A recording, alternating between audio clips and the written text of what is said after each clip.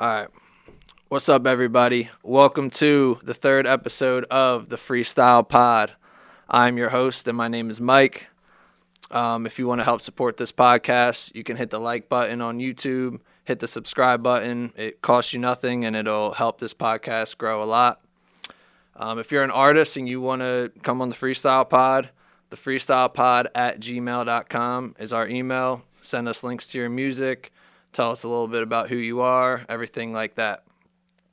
All right. So with that being said, today's guest is an artist, producer, lyricist, and sound engineer that has compiled millions of streams across all platforms throughout his career.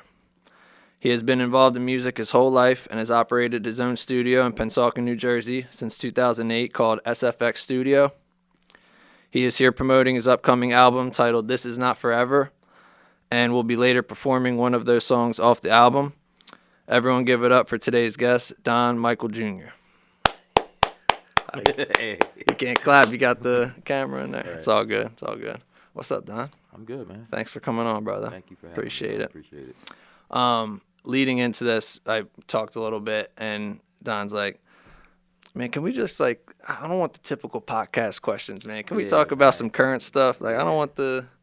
So my first question. Listen, I'm cool with them. I just don't want to elaborate on it because I think the information is already there. You know what I mean? Like if people want to know, there's stuff that's real easy to find out already. I feel you. So who's your biggest music influence? No, I'm playing. Yeah, I was about to say I'll roll to it real quick. But I'm playing.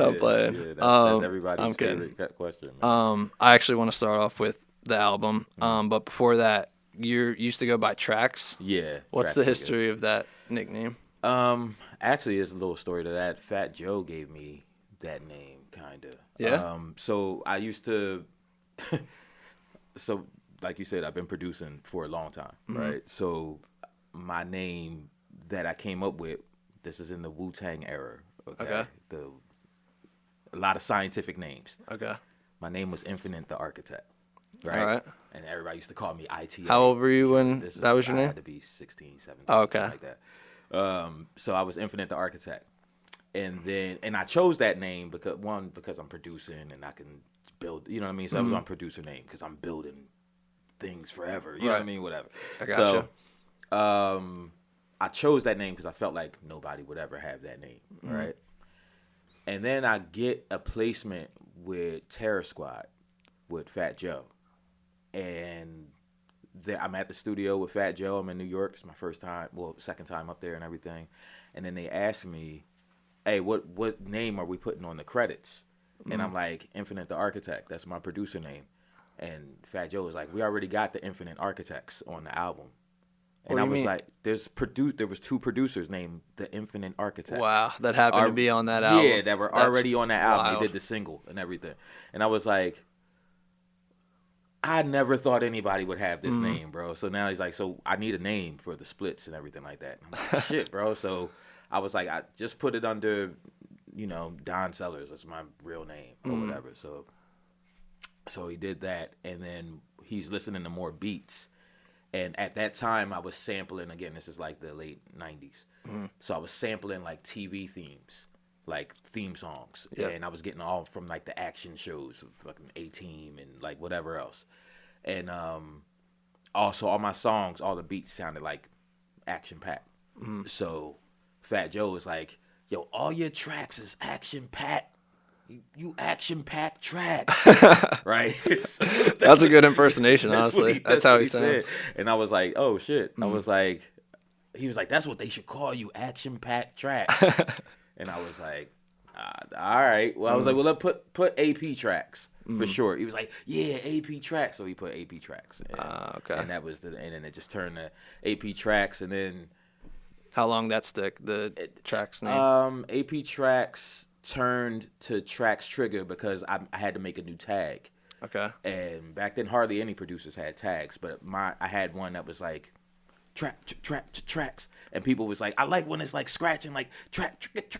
Yeah. And so then they just kept saying track, and that turned to Tracks Trigger, and then it just became Trigger, and then it was Tracks, and then Then I was done with that in 2014. Okay. You know, Lasted a while, that name. yeah. Okay. That name lasted from like 98, 99 to like, Gotcha. Like, that explains, I guess, why your Apple Music goes back to like 2015, your projects and stuff. Yeah. Well, that's when I first dropped my first solo. Okay. Because I was in groups for like my entire life. I was always in a group or starting a label or something like that, or, you know, both at the same time normally. And then I got kind of, the person I was in a group with retired from rapping, and I was like, well, look, I never did a solo album. I'm going to do one. Okay. I could produce it, I could write it, I could record it. I don't know why I've never done one. I just always been in a group. Let me just do a solo album and then just be done. I'll just focus on my studio and songwriting for people, blah, blah, blah, because I'm getting too old to rap, right? So I was ready to give it up. And I dropped my solo album. And that was 11 years ago, you thought that?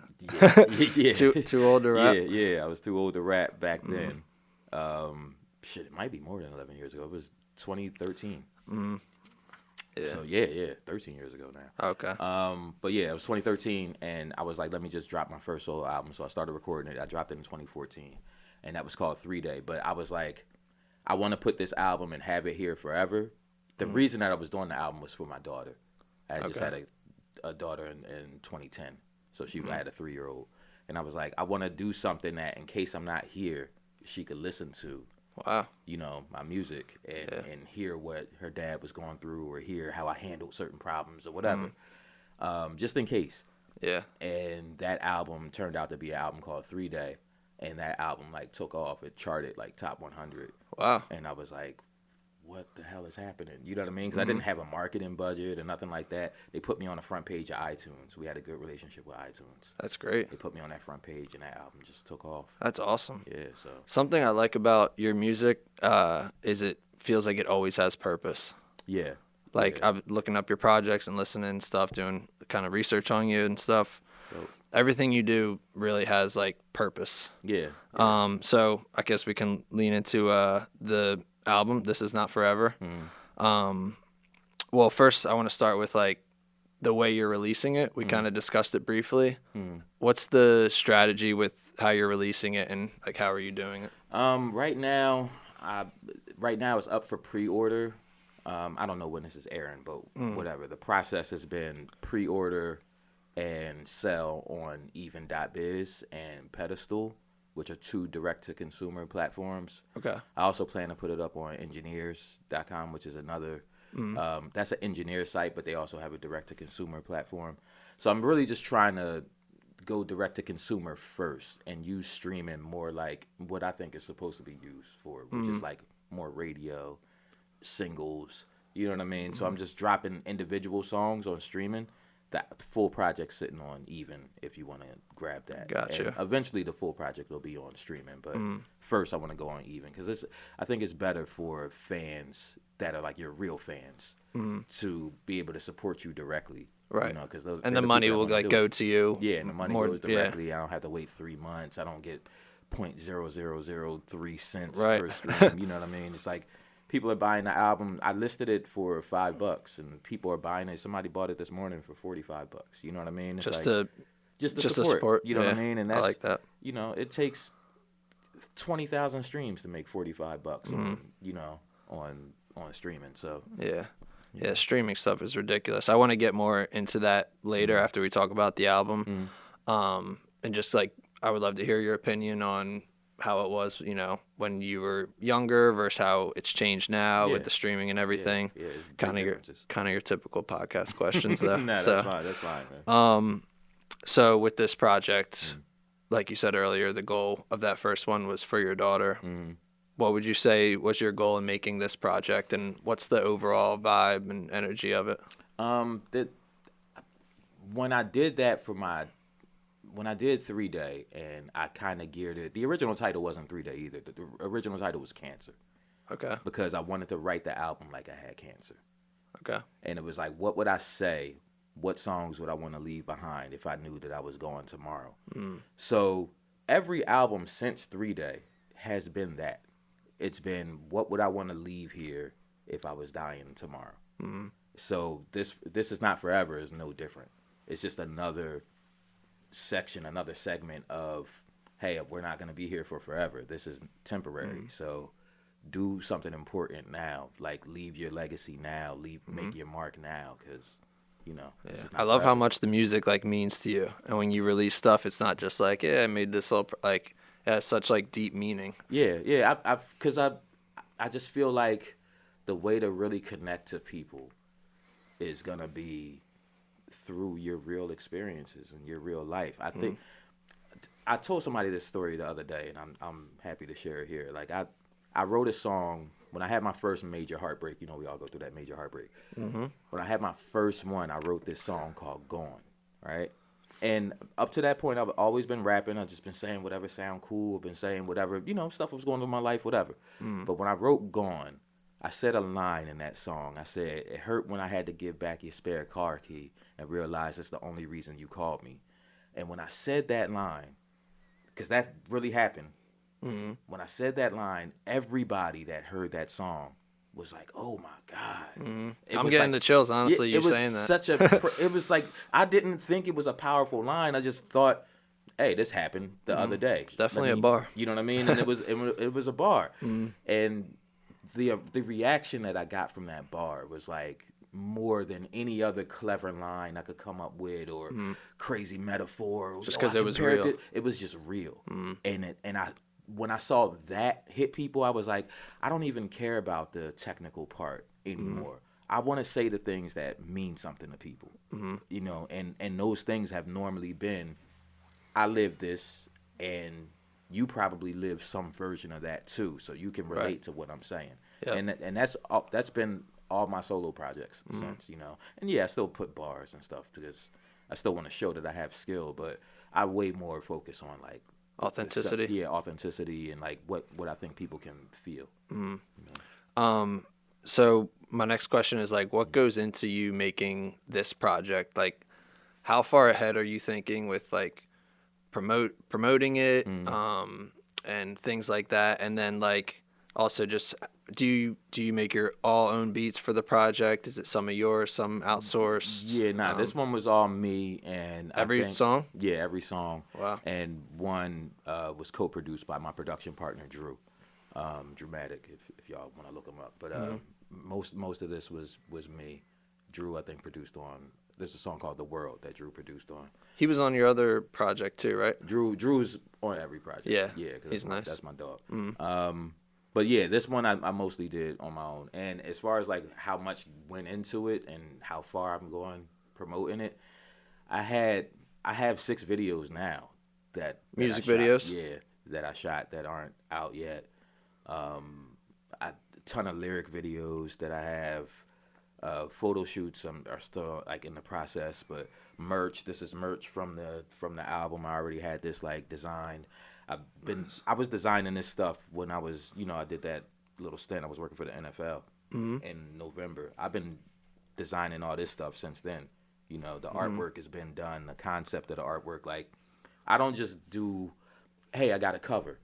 I'm like, what's my theme for this project? What's the visual theme? And I know that that's more of a art director's job or whatever, but I don't have an art director, so I'm just like, I got to do it. And I'm picturing this. This project is the second. It's the second in a series. I had an album called "This Is Not Music." That's an album that like blew up for me. So "This Is Not Forever" is the second in that series. So it kind of has the same visual theme. A lot of white backdrops, a lot of minimalism with the black font. Yeah. Nice. So is it going to be that same kind of cover? It's that, yeah, but there's a lot of masking tape involved. Okay. Because this is not forever. Right, so the masking tape kind of represents like, hey, everything, this can be here for a long time, but at the end of the day, it's temporary. You know what I mean? Kind of like masking tape, you peel that off, it doesn't leave it. You know, there's nothing really there, so you got to hope that you just make an impact while you're here. That was a great way of like showing people that have never made music before of like all the other like.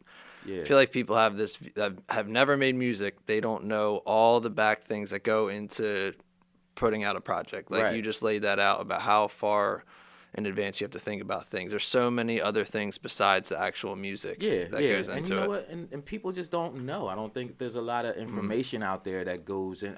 The information's there, but people don't know what they don't know. So they don't know to go look up art direction or like visual themes or anything like that. I think I just been in it for so long that those are the things that I started noticing with other artists, and I just kind of respected it. You know what I mean? And I always wanted it. So yeah, I think it's important to kind of have everything laid out, not just the music. You can make it with just the music, by the way, but Okay. I think that it's way less entertaining, and we're entertainers. How do you make it with just the music? I feel like just your music just would have to be the thing that grabs people. You know what I mean? So there are some artists where it's just, hey, the music and them, their energy, whatever, that's what worked. I don't think I'm one of those artists. I don't think just my music or just my image or whatever is gonna grab people. But I think if I can give you the full package, hey, here's this music, and this music sounds like this merch looks. And this merch looks like the visuals that I'm shooting or the photo. If I can give you everything together, then I feel like it's a way bigger impact. So. I always thought of it kind of like, this might sound corny, but like a car, and the music is like the engine. The actual quality of the music's the engine. You have all this other stuff that goes with it: content, promotion, artwork, album covers, merch, like all little other pieces of the car. But you need that engine to really make it go. Yeah. Excuse me. I coach like some artists to like try to get them to focus on their content and stuff like that. And some of them are following everything that I say as far as like content and everything goes. And I'm like, hey, also work on the music too. And some of them just ignore that. Yeah. And it's like, bro, the reason that you're doing your content stuff and the reason that it's not taking off is because you're not doing anything with the music that's different. And you're not doing anything with the content that's different. You're just looking at what content worked for somebody else, and then you're kind of duplicating it. And I don't think that that's the way anymore. I think people are way more into individualism today. I was actually wondering, so like when I see artists, I feel like there's two kind of different strategies. Either they put out content all the time, like they make it a point, okay, I'm going to at least post 5 days a week or something. And then you have other artists that have like 1 or 2 posts and are kind of like, they like to be a little more mysterious, I guess. Right. What do you think works better? I think it depends on the artist, really. I've seen it work every way. Okay. So Just matters about the music more. I think the music, not just the music, I think the package Okay. matters more. You know what I mean? The mysterious package, like I know artists that want to be mysterious, like The Weeknd. You know, when The Weeknd first came out, people didn't know what he looked like or anything like that. I know artists that want to be that, but they don't have the other visual aesthetic. They don't have the sound that goes with the visual aesthetic. You know, they don't have a haunting voice. They don't have a. It's like if you want to be mysterious, there has to be.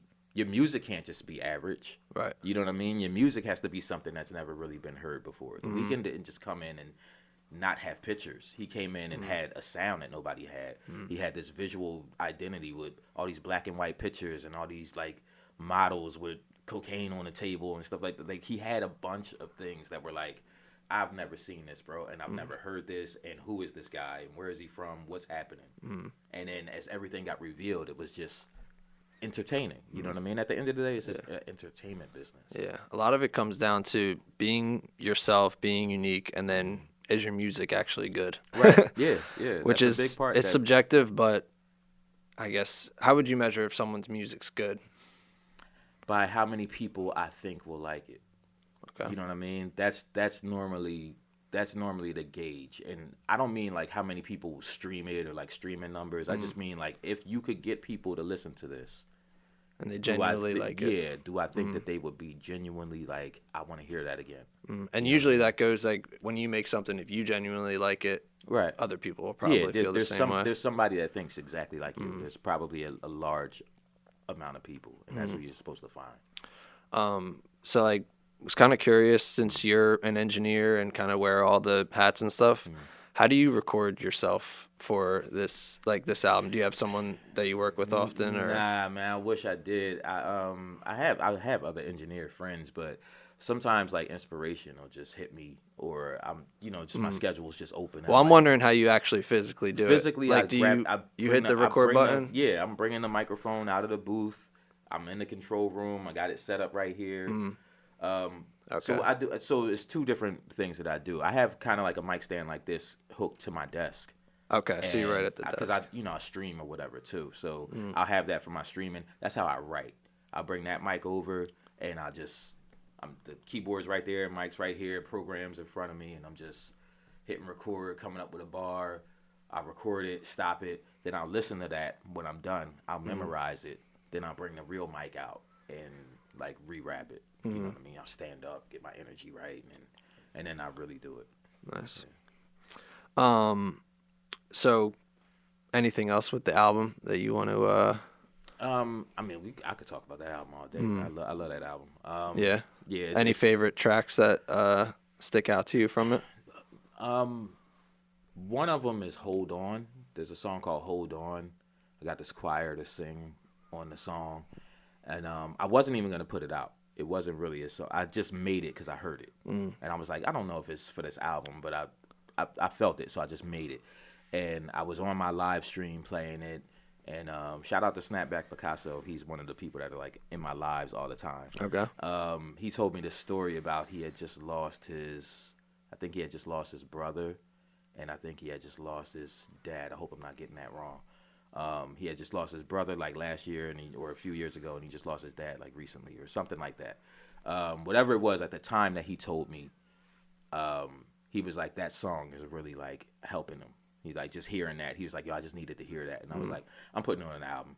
Because like you said, if there's one person that feels like that, there's probably a bunch of other people that can relate too. And when he said that song was like helping him, I was like, all right, bro, that's awesome. This is what the music's for real. Yeah, that's great. That's what it's all about. Yeah, man. Do you ever like pull old tracks that are like would fit? Is everything brand new that you've made for this album? Yeah, everything except Ghost, which is probably the oldest one for this album. I did that one right after I did my last project, which is Don't Worry, I'll Get You There Safe. I did the song Ghost like maybe a month later. Okay, still relatively new though. Oh yeah. Yeah. That was Nice. That was 2024, so like a year, 2 years old. But other than that, all the songs are new. Normally, I don't have like songs like laying around. Gotcha. Everything I make, I just put it out. Yeah, because that's something I see with a lot of artists is like they'll have 50 songs on their laptop or 100 tracks, whatever, and nothing released. A lot of times, maybe they're not mixed and mastered properly and stuff like that. Yeah. How do artists kind of avoid that? Record yourself. I think it's kind of dependent on the artist, because even if you record yourself, you'll probably have more songs that are unreleased just sitting on your hard drive. I think me recording myself and then being able to complete everything, I can mix it and master it. I think that makes me be like, if I get to the point where it's done and I want to mix it and master it, I'm going to put it out. Right. It's such a huge advantage being able to do that. Yeah, it is. Would you recommend for an artist like to try to learn that, or only if they want to? Yeah. Yeah. How long do you think it would take someone to kind of learn that at a professional level? A couple years? At least. So the thing is, like, it's still changing. So I'm still learning. I'm still looking at, like, yesterday I was looking up YouTube tutorials on like how to do this with the vocal, how to do that with the master. It's like it still changes every day. So you still got, there's new plugins, there's new sound standards. We never thought that the main place that people would listen to music would be a phone speaker. But that's the first place that people hear music. Yeah, unfortunately. You know what I mean? Unfortunately, but it just is what it is. Right. You know what I mean? So now you have to mix where if I want to impress you first, I got to make sure it sounds right on the phone first before it ever gets to your car or ever makes it to a club. It has to sound right through this phone speaker. So that 808 has to translate through the phone speaker. Your vocal has to sit a little bit louder. So you learn new mix techniques. And that's stuff that I just started doing in the last 2 years. And I've been engineering for 30 years. Wow. So you learn every day. Yeah, you just gotta want it. Yeah, you gotta want it. Like I said, if they don't want to do that, realize that it's not like a point that you get to where it's like, hey, okay, now I'm a professional. No, Right. bro, that it doesn't end. It's a forever ongoing thing. So just learn how to record yourself. That would be the best thing, I think. Yeah. this project, is it one of your favorites, or is every like new project you release like, oh, this is my new favorite? Nah, I didn't Nah? really like Don't Worry, I'll Get You There Safe that much, only because I felt like it was fragmented. I did that album. It was a longer album for me, and I did them like I did these 6 songs. When you released together. it, did you not like it? When I released it, I was like, I think that there's some dope songs here. Okay. Right, and I think that most of, if not all of these songs will work for somebody. But I didn't know what direction the project would make me feel like. Okay. You know what I mean? Like, and that's kind of a goal that I go for when I'm listening to my music. It's like, I can put on this album and know that this one is a little bit more up-tempo, or this one has a little bit more, like, I have a project called The Man Behind the Curtain. I've mixed that project, modern hip-hop, more auto-tune vocals, stuff like that, but I was sampling old-school hip-hop stuff like Wu-Tang and, and flipping that stuff. So it's like I was mixing stuff together that I didn't think wanted to really mix together. I don't think you're supposed to auto-tune over top of Cash Rules Everything Around Me. You know what I mean? But that's what I wanted to do. So that's what I did for that project. And that had an overall goal and sound to it.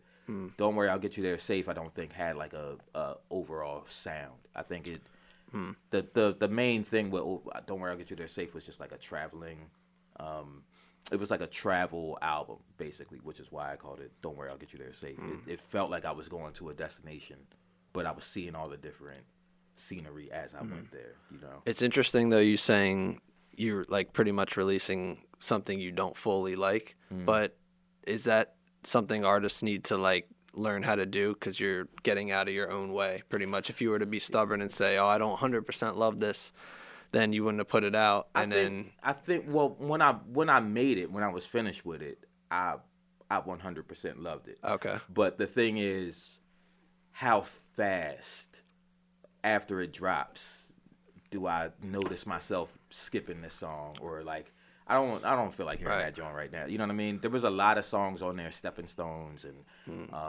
there's a lot of songs on there that I really, really love. But then there's some songs on there that I'm just like, that's on there to make the album feel complete. You know what I mean? By Yourself is a great song. There's a bunch of songs on there that I really like. Put it like this, there's a lot of singles on that album. Gotcha. But it didn't feel like an album. It felt like more like a mixtape to me. Gotcha. So kind of want to move on to a little something else. A little bit of a deeper question. Yeah. So I was trying to figure out like the best way to frame this question, and I came up with this. So as an artist, do you think you've gotten the credit you deserve? As an artist, definitely not. Definitely not. I agree. Yeah. Yeah. I mean, I feel so deserve is the word in that sentence that makes it like, let me think about this, because I think you deserve what you earn, and I'll blame myself for not being as far as what I think I could be, because I don't feel like I'd earned it yet. You know what I mean? And I feel like as long as it's in my hands, which it's in the artist's hands more than ever now, I feel like as long as it's in my hands, I could go further. You know, like when it was out of my hands during the time I was coming up, it was like I can only do so much. But we're in an era now where you could do everything right on your phone. You know, so. But your music, like, to me, and I'm not just saying this because you're right next to me, is like everything is very high quality. A lot of like every track you go on, you're gonna be like, at minimum, man, that's a good track. Like everything is very good. What do you think? Like looking back, is there anything that you would have changed, like promotionally, about promoting albums and stuff like that? Or Yeah, I would have gave a fuck. I didn't give a fuck about like, promoting anything. You just cared about the music. I always felt like I had this thing, and this is the best way I could compare it. You know how people freestyle now off the top, and their freestyles off the top are so good they sound written. There's a lot of people that's like that. King Los, DNA, like a lot of the battle rappers can like rebuttal right on stage or whatever, and it sounds like it's written. Crazy, complicated bars and wordplay, right? A lot of them got that good at the freestyle because they thought that on the radio when they said Jay-Z's up here freestyling, they thought he was coming off the top. Right. They didn't think it was like something that he wrote that just didn't have a home yet. That's what I used to think when I was a kid. So we grew up thinking, if I'm gonna freestyle, I gotta get that top. good. Yeah, right. But off the top, you know what I mean? And so it's the same thing. I thought that in music, I could make my music that good that it would be successful. Right. And I didn't know back then that there were machines. I didn't know that there were promotion companies, marketing companies, ad dollars, all that stuff being spent to like make you aware of the music. I just thought, hey, the music's that good. It graduated and it made it from this mixtape to the radio and then to this person's album, and he got a deal, and then he came out and blew up and everybody loved him. You know what I mean? That was the story for so many people, and I felt like that's how it worked. And when COVID happened, that's when I sat down and I was like, everybody that hears the music likes it. So my problem isn't the music, because I keep on trying to make the music better. I was like, the problem is getting people to hear the music. And how can I do that? And when I started really learning about TikTok and how that algorithm worked and stuff, I was like, all right, man, this is what I got to focus on. I got to focus on TikTok, and then Reels came. And the thing about music, though, even if you look back and you're like, oh, I didn't promote it the way I wish I did, or maybe whatever, how you release it, it's timeless. Like it's there, it's forever. Right. And it'll, who knows, in a couple years, a project could go crazy, a song could go crazy, it could get trending on. I hate that it's even a thing, like social media, how it's affected music, and like a trending song, that's what becomes popular, just because people make videos of it. It's always been something, though, bro. It's always been, if it's This not something social media, annoys me, though. Yeah, I feel you. But, the MTV something annoyed me. Where it was like, bro, I can never get on MTV unless I'm, on a label or something like that. And it just felt like, I have to get on MTV, BET, 106 and Park, something like that, for the masses to be able to hear me. This is the first era where it's like, bro, I can get 200,000 people. I just posted a skit that got 200,000 views, and now 200,000 people have heard this song. I couldn't do that in 2016 or 2012 or whatever. You know what I mean? It's so we do have a time. We do have, as much as it sucks that you have to go through that route of social media now. Right. The results are also very scalable. You know what I mean? It could be very like, big. You can't be that like grumpy, like old man saying, "Nah, I don't like it this way." I never wanted to be that person. Right. You know what I mean?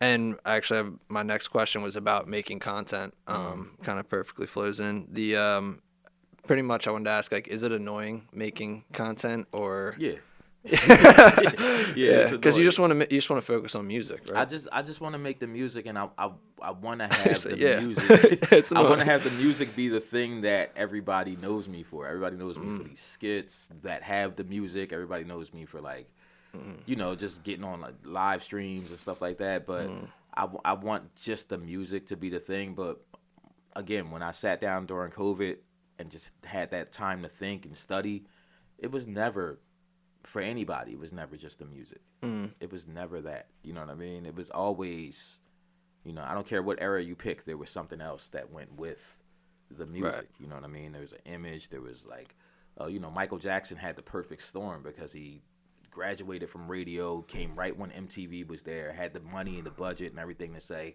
I'm not doing just the disco ball. Let's make Thriller.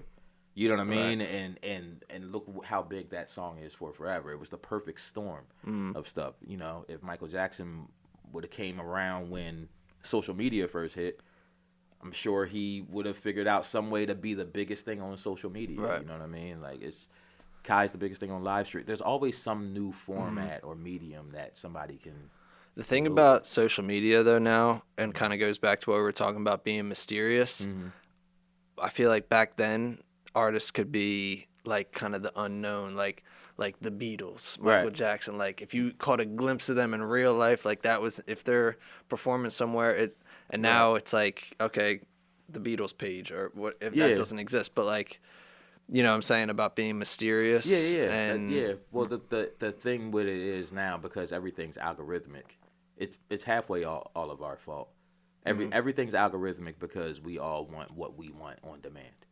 You know what I mean? We wanted Netflix. When we got Netflix was sending DVDs, remember? And then when they came out with streaming, everybody was like, oh, I could watch these shows right now. And binge watching was born. And people were just watching entire shows and seasons and everything in a day. So we got algorithmic.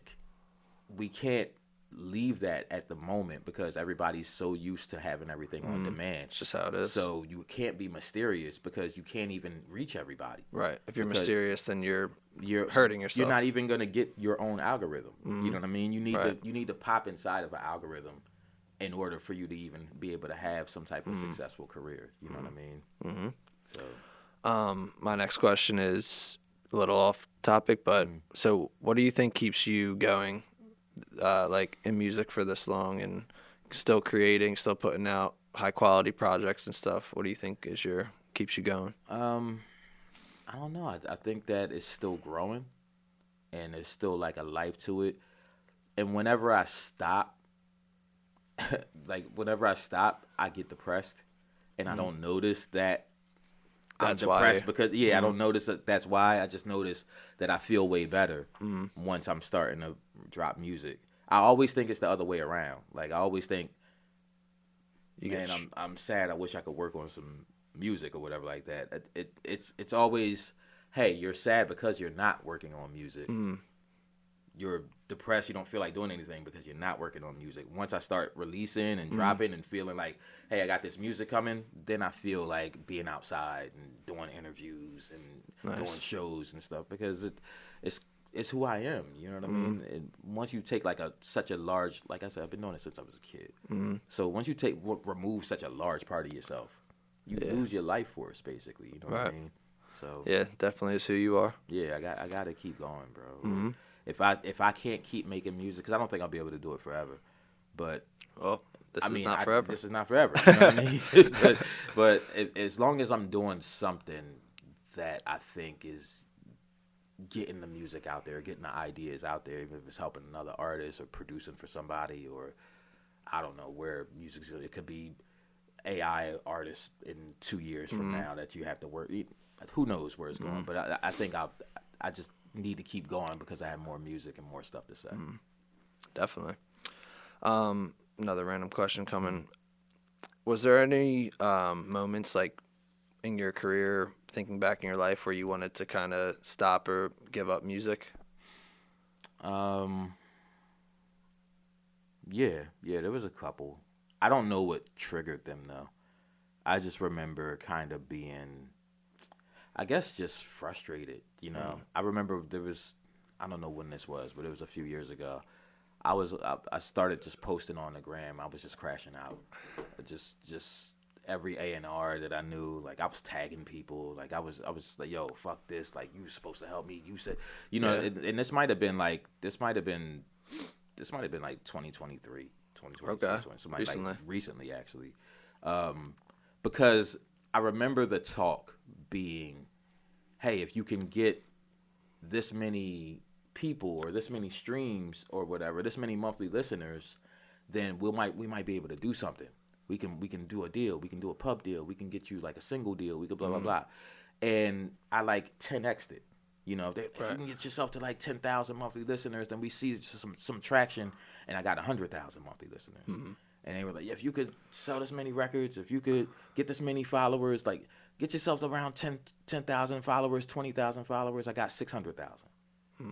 Yo, I got 600,000 followers. I got millions of streams. I got 100,000, 200,000 monthly listeners. What's up? I'm ready. And they're like, oh, what you need us for? And I was like, yo, I did all this because I always wanted to be a part of a company. I wanted to be a part of a label. I'm a team player. I like being part of a team. And I want to be able to focus on the music. I don't want to have to think of the marketing plan and think of it. I want to just do the music. And a record label is supposed to alleviate all that other stuff from you. So it's like, yo, I finally got my credit score up, and I finally got the money for the down payment. And I went to buy the house, and they were like, yeah, no, there's no houses on the market. You know what I mean? That's what it felt like. It's like, yo, my credit's right, my income's right, like, my taxes are straight. Why can't I buy the house? And they're just like, yeah, what you need us for, man? You living fine.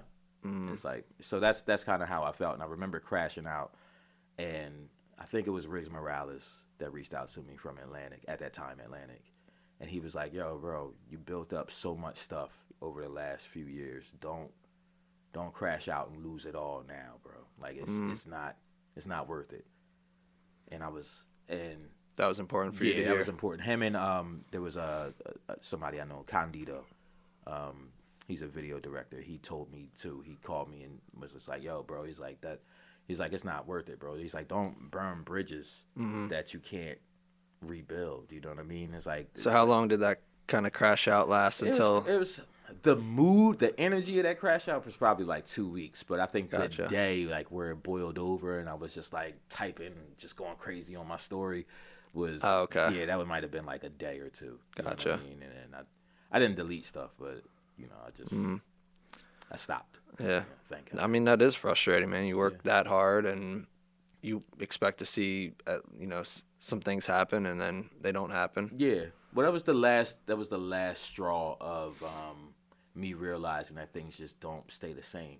That was the last when I started having those conversations and really thinking about why I couldn't get to the point that I was trying to get a label deal or whatever like that. It was like, oh, well, now, they told me that, but they told me that years ago.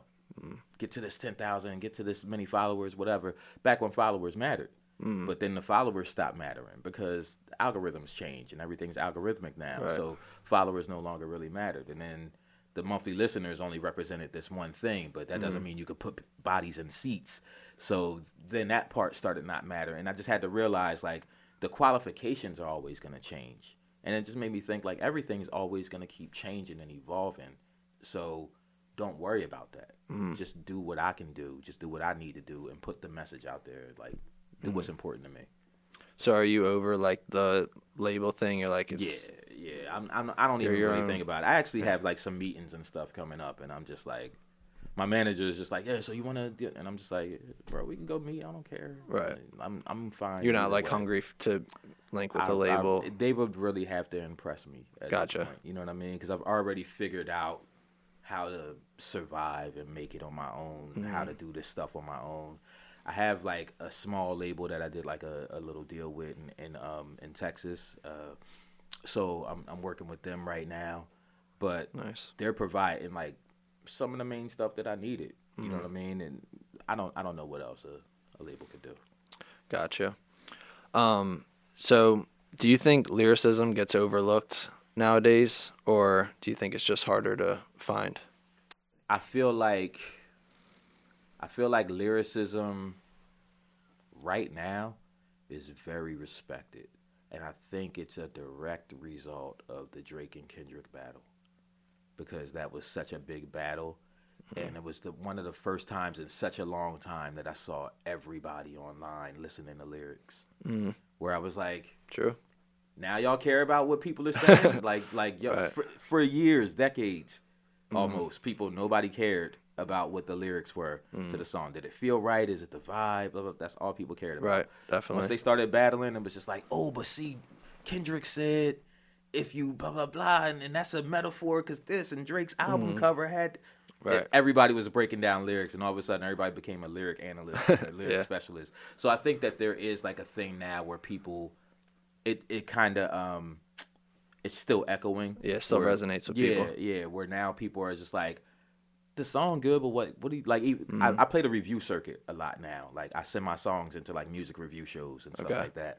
And one of the things that people say on there all the time is like, okay, the song is dope, the beat's fire, you got a good voice, but, like, what are you saying? And I'm like, that wasn't a thing 3 years ago, 4 years ago. That wasn't a concern of anybody. And now people are just like, yeah, but what are you saying though? Do you think it's more of, like, older generation caring about the older lyrics? generation has always cared about lyrics because that's how we grew up. Right. You know what I mean? Exactly. So we cared about bars. I'm talking about, like, the young, people in their mid-20s. They still, they're starting about to it. care more. And Nice. It's funny because what they consider a bar isn't what the older generation would consider a bar. Okay. Like, we thought a bar was, like, the dopest comparison, the dopest Right. like metaphor. Triple entendre. Yeah, double, triple entendre, quadruple entendre, you know, some Jay-Z shit.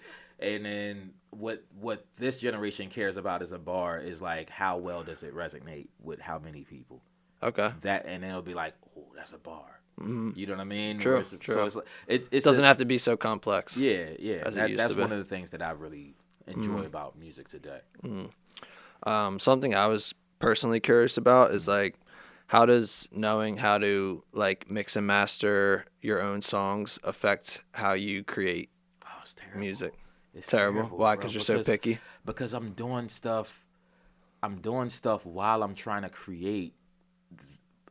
I'm doing everything at the same time. Gotcha. So it just makes everything take longer. Because I'll start like a melody, just play something on the keyboard, and start hearing the cadence or the flow, and I'm like, oh, let me do that, and I pull my microphone over, and it's like it's just the piano melody. You didn't even make the beat, right? So then I pull the microphone over, and I'm recording like the little flow or cadence or whatever idea, and then I'm like, if I'm gonna go that high of a note, like I don't want that frequency to like bother me. Let me put some soothe on there, and let me just do this and EQ this out, and it's like I'm mixing it to a melody. I'm mixing no words, just a mumble track. Your mind's everywhere. Yeah, my mind is like mixing the mumble track to an unfinished beat, and it's like, why am I doing all of this? I should just make the beat, write to that beat, then record it, mix it, do everything in order. But I've never functioned like that. I've always, from the very beginning, I've always started like, okay, I got some drums. Let me like come up with the flow. Okay, let me put the music to it now. Let me come up with another melody. Oh, I need a hook section. I'm always just I'm just building constantly. So the process is a little different for me. I got you. What would you say is like your favorite project that you've ever done? I think I have a different appreciation for all of them. My favorite might be The Wolves Smell Joy. I did that right after the album that kind of took off for me, This Is Not Music. And I did that album really quick because I wanted to prove to all the new fans that I just got that it wasn't a fluke. And when I go back, it's like, damn, I like all of these songs, though. Except one, and it's not because I don't like it. It's because the person that I had produce on there turned out to be like kind of an asshole. So I don't listen to that one song. There's one song I skip on there. The listeners don't know about that. Yeah. Well, I rapped about him on the next album. You know what I mean? Gotcha. So yeah, you did catch a little jab. But Gotcha. Yeah. So The Wolf Smell Joys might be one of my favorites, and I haven't felt like that until this one. Nice. You know what I mean? So The Wolf Smell Joy. This is Not Music, and The Wolf Smell Joy like this for me. They go back. Listen, I enjoyed listening to both of those leading up to this. Dope. Really good. I actually wanted to ask you about the intros that you do and how you like go about making them, because they're like skits pretty much, right? Yeah. I have there's a lovely lady named Mimi, Jim Jewel. She's dope. She's an actress. She sings or whatever too, but I think her main thing is like acting. And she's kind of played a role throughout these albums and throughout my career, really. Over the last few years, she always pops up. Like I have a music video where I kill her, called "Congratulations." Okay. Like she gets. I think I strangled her or suffocated her or something like that, right? Okay. It's a song about my ex. It's crazy. You go look up "Congratulations," but don't judge me on how my hair was. But yeah, so she was in that, and then the very next music video I was on a date with her, and I had people comment like, "Ain't that the same girl that you just killed?" And I was like, "Oh, people are starting to get it," because I've always had like these visions of like building a world with reoccurring characters, and she always pops up. So I was like, you know what, on this next project I want to have you do the intros to certain songs. So she did it. She played my therapist. Then the next project she played like a radio host. The next project she's like my Uber driver. Nice. I like that. It's like it reminds me of like Adam Sandler. He always had like reoccurring characters in his movies and stuff. Yeah, so I try to build a world out and and she's It's like your team. yeah, and like you said. she's a big part of the overall story that's happening in the background of the album. So, yeah. Her voice on all those skits, right? Yeah, Cool. and cool. like certain things that she says, she always says like these phrases that are like, you could hear me like picking up on them. Like, wait, what do you mean by that? You know what I mean? And then she's like, nothing. And then like another song starts, and it's like, why did she say that? Now I have fans being like, yo, who is she like to you for real though? Like in this, why does she always say this? How do you always run into her? Blah blah blah. And it's like it's starting a thing, and I like it because That's cool. now I could do a movie or something like that and explain a little more. Nice.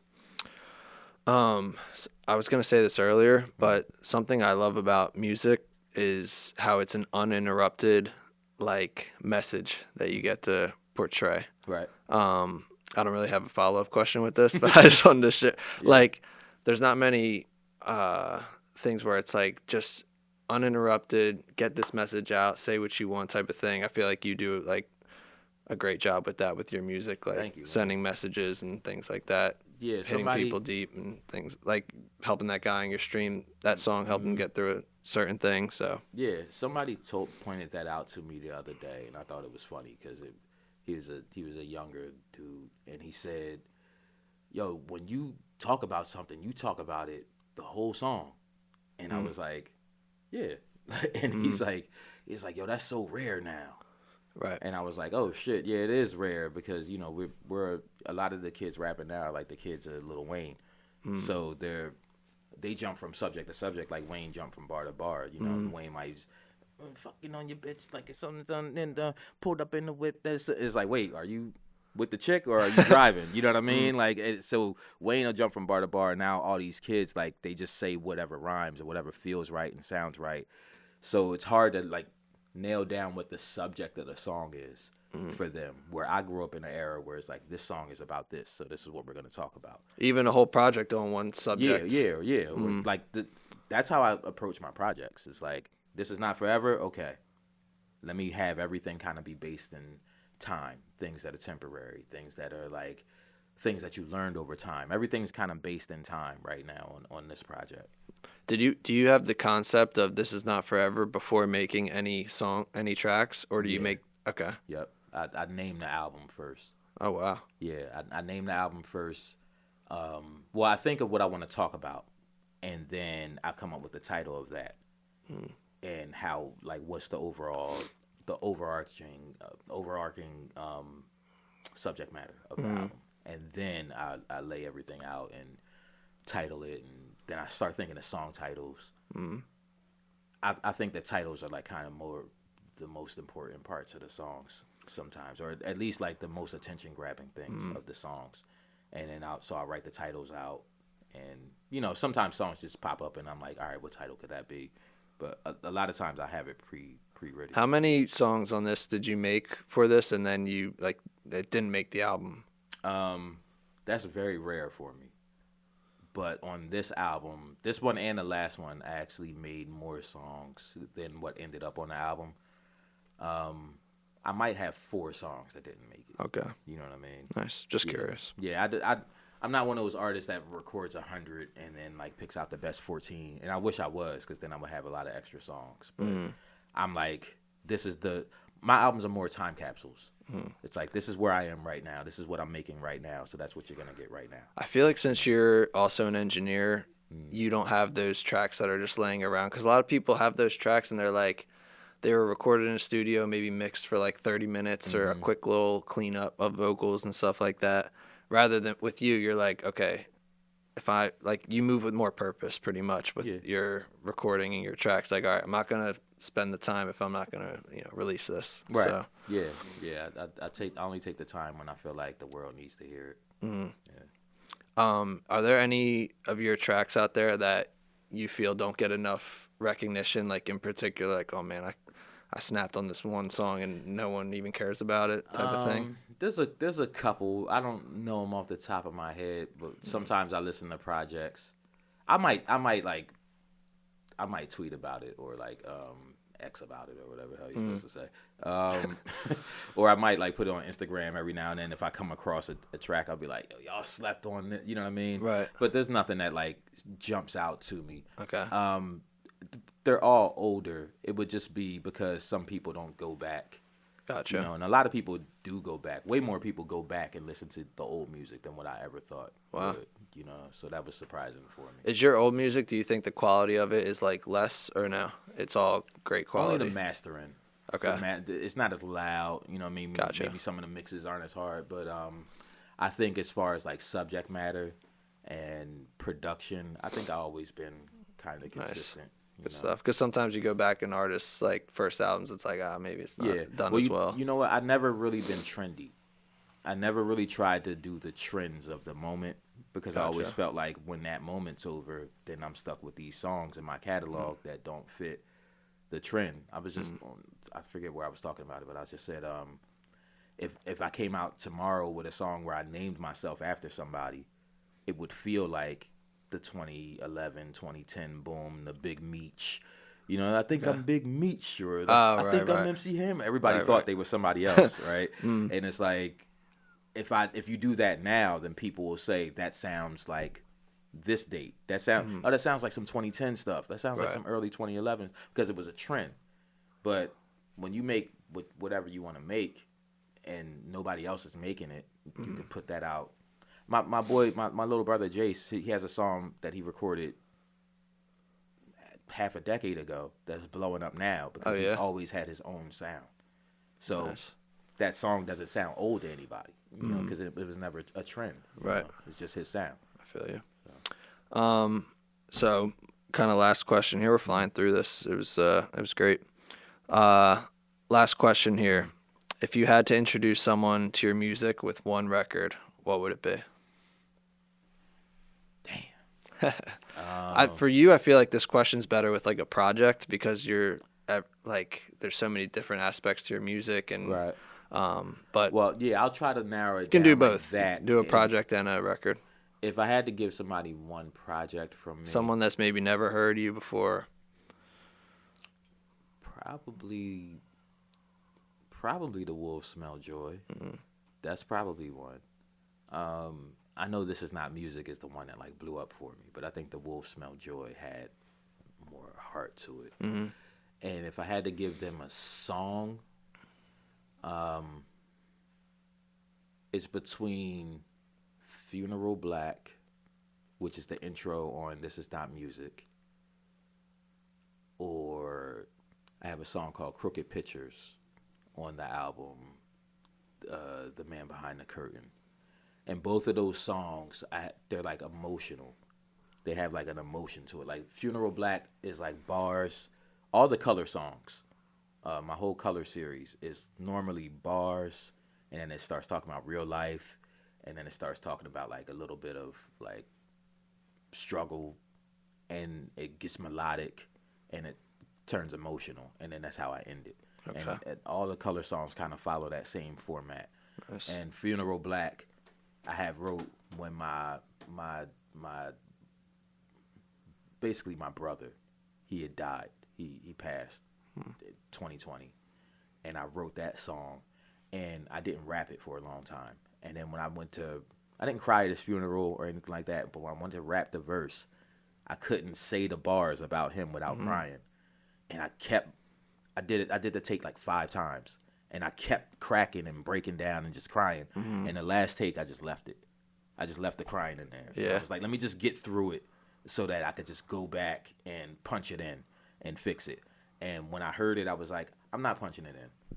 I'm just leaving it. I left that. I'll leave raw those emotion. 2 bars out. I'll just cry on the track. I'll just leave it there. And I think when people hear that, I think it's a good testament of, yo, that's who he is as an artist. It's the raw emotion. This pouring your heart out life. into this. This is real. This is for real. That's why I called that album This Is Not Music, because it was my life. And I feel like if people can hear your life in the song, then it'll explain you as an artist way better. It's honestly so refreshing to hear someone that like puts so much heart into their music, like for real. So it's great to hear that, and because a lot of people make music and they don't really like care about what they put out as much. Yeah, they just a lot trendy and things like that. I run the studio too, man. I hear a lot of people right come in and everything that they do is like, yo, they gonna love this. You know what I mean? And I'm just like, a lot of people just don't know. You know what I mean? Right. Like that's what it really is. It's like, do you love it? At least for right now, do you love it? If not, then I don't know. You know, put your faith in something real. You know what I mean? Like that's so crazy. That's a bar on my album. Put your faith in something real. Put your faith in something real, not them. Give them something. Who put your faith in something real, not them. Give them something they could feel. If it doesn't hit your heart, what's the point to get involved? Who's been giving it their all, not them? And it's like I'm kind of talking about that, where it's like, stop trusting so much in people that don't even care about what they're doing. You know what I mean? They're trying to make a bag real quick, or they're trying to establish themselves real quick, prove to themselves that they could do it real quick or something like that. But they don't care about how it's hitting the person that's listening. Right. You know, I'm more just one of those people. I don't even think they're in the wrong. I just think that there's a different type of artist. And I think some comes with maturity too. Yeah. But you're right, different type of artist, how much you actually care about music, putting your heart and soul into it. Yeah. We'll put all the links to your music and everything, especially that what was the Funeral Black? Oh yeah, Funeral Black. We'll Black, put links to that too. So if you've never listened to Don, put it right there so you can get introduced in the right way. It's always a good time to listen to Don. Yeah, It's always a good time. Your stuff is very high quality. It's great. Bars are great. Everything is so well done. Thank you. If you're looking for someone to listen to, Don Michael Jr. is definitely your guy. Appreciate that. All right, well, you're going to be doing a song off the album. Yeah, I'm going to perform Ghost. I've never performed this song. Let's go. I've never even rapped it without the vocals on it. Okay, let's go. So, you know. All right, we're going to make it look, it's going to be great. All right, dope. All right, Don, thank you for coming on, brother. That was great. That was awesome. Freestyle Pod, we out.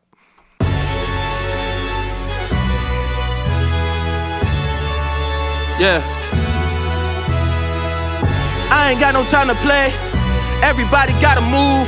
I did it all against the grain. Tell me what I gotta prove. We all gone home. I ain't going no time soon. So if you scary, get scared, cause I don't got much to lose. People playing in my face. Hold my coat, I'm on my way. I know they know, but let me say, nobody colder in the state.